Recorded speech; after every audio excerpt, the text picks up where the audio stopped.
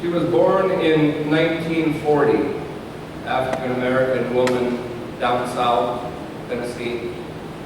The odds were already against her because she came from a family where her father was a night watchman and her mother was a maid. She was number 20, 22 children.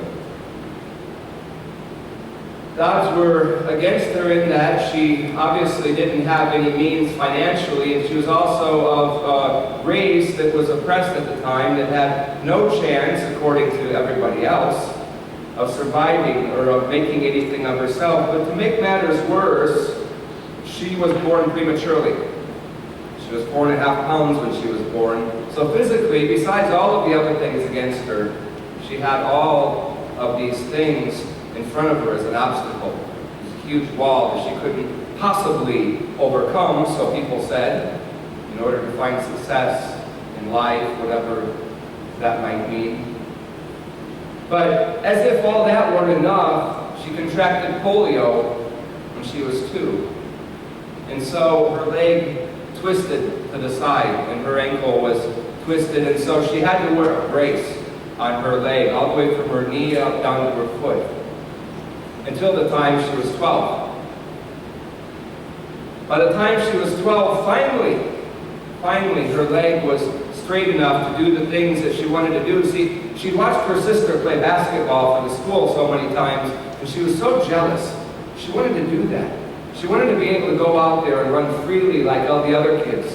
She wanted to be free of the shackles that kept her down, physical and systemic. She wanted to be able to live and do like other children.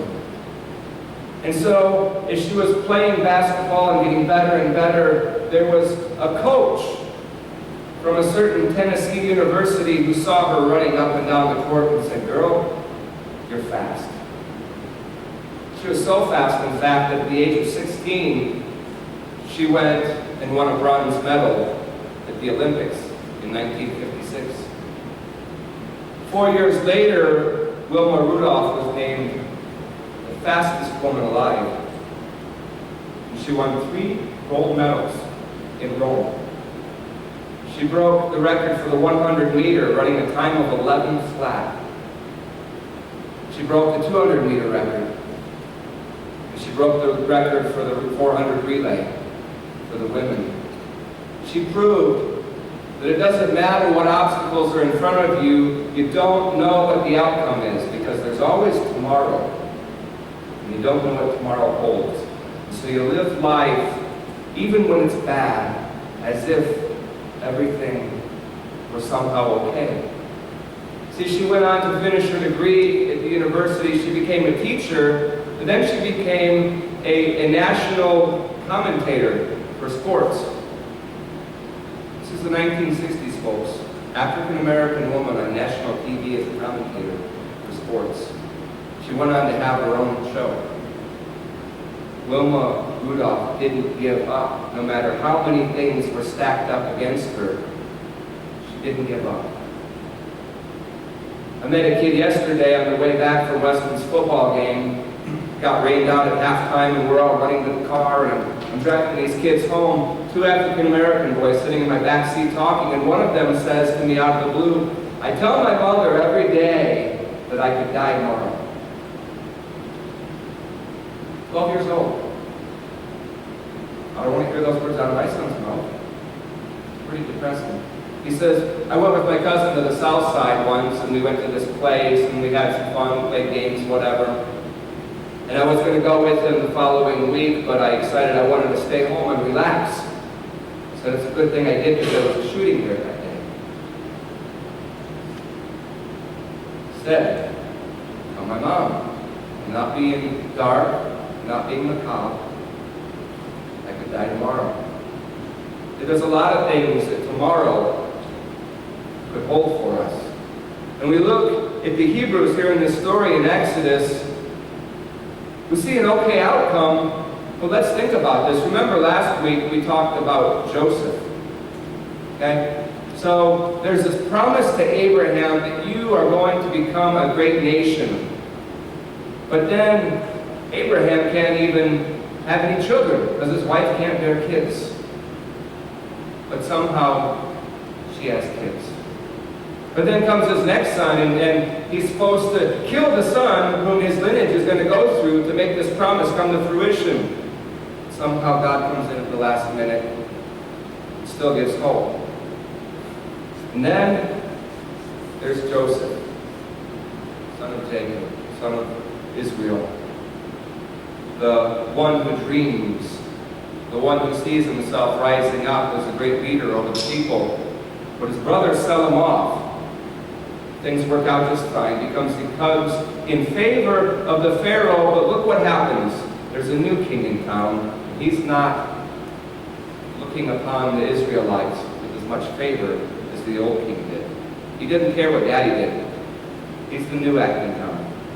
And these Hebrew people were getting to be too many people.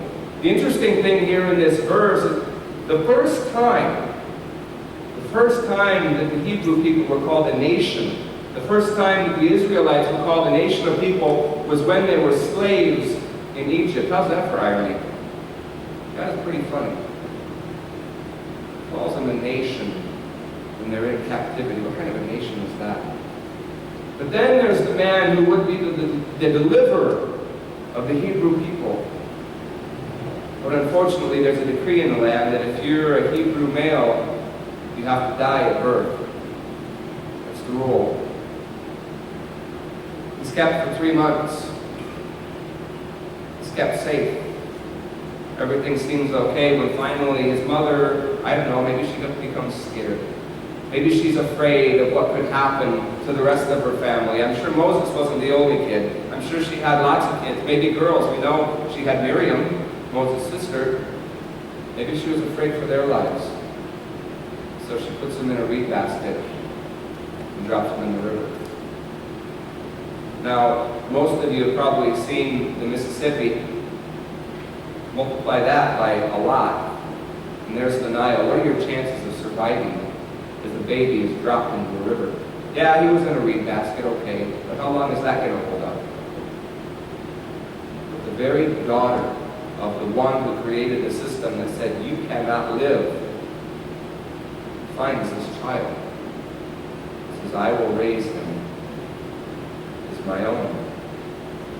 See, it was her father who set all of these wheels in place, who gave her power as the daughter of the Pharaoh. But instead of living by that, and instead of taking in all this power to make everything perfect for her, she subjugated it. She said, I know that this is one of those Hebrew children, but I am going to raise him as my own. And so Moses is raised in the home of the very king who condemned him to death. And because of that, he learned, he grew. He became the leader that was able to deliver these people from their oppression because of a mere piece of irony. Once again, showing God's sense of humor. See, folks, there are plenty of times when we will stare into darkness and we will fear.